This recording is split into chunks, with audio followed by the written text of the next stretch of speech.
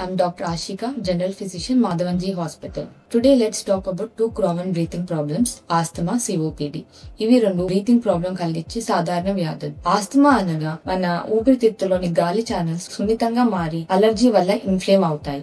దీనివల్ల మనకు వచ్చే కామన్ సిమ్టమ్స్ దగ్గు, ఆయాసం, చెస్ట్ టైట్నెస్. మనకు ఆస్తమా అనేది ఎస్పెషల్లీ నైట్ టైంలో లేకపోతే చలికాలంలో ఎర్లీ మార్నింగ్ సిమ్టమ్స్ ఎక్కువగా ట్రిగ్గర్ అవుతాయి.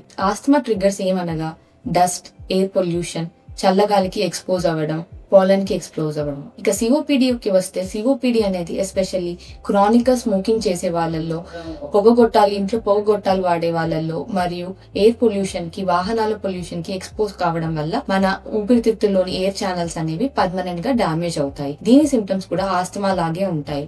ప్రొలాంగ్ గా కాఫ్ రావడం, ఫ్లెమ్ రావడం, వీక్నెస్, బ్రీతింగ్ డిఫికల్టీ సిఓపిడి యొక్క లక్షణాలు. సో మనం ఆస్తమా సిఓపిడిని డిఫరెన్షియేట్ చేయడం అనేది చాలా ముఖ్యం.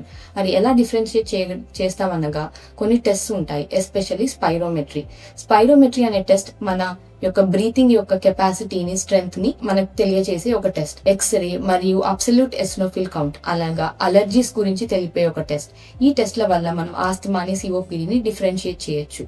మనము ఆస్తమాని, సిఓపిడిని ఎలా అరికట్టగలమనగా డస్ట్ కి, పొల్యూషన్ కి మనము దూరంగా ఉండాలి. ఎస్పెషల్లీ మనం బయటికి వెళ్లేటప్పుడు మాస్క్ వేసుకొని పోవడం చాలా ముఖ్యం. బ్రీతింగ్ ఎక్సర్సైజెస్, ఎస్పెషల్లీ ప్రాణాయామం, యోగా చాలా హెల్ప్ చేస్తాయి. మరియు స్మోకింగ్ చేసేవాళ్ళు, ధూమపానం చేసేవాళ్ళు కంప్లీట్ గా స్మోకింగ్ ని స్టాప్ చేయాల్సిన అవసరం ఉంటుంది. మనం దీన్ని ట్రీట్ చేయడానికి ఇన్హేలర్స్ వాడాలి. Inhalers are safe and life saving. So do not hesitate while using inhalers. Early diagnosis and treatment is very important in this diagnosing these two diseases and treating. This is Dr. Ashika from Madhavanji Hospital. Stay healthy, breathe safe. Thank you.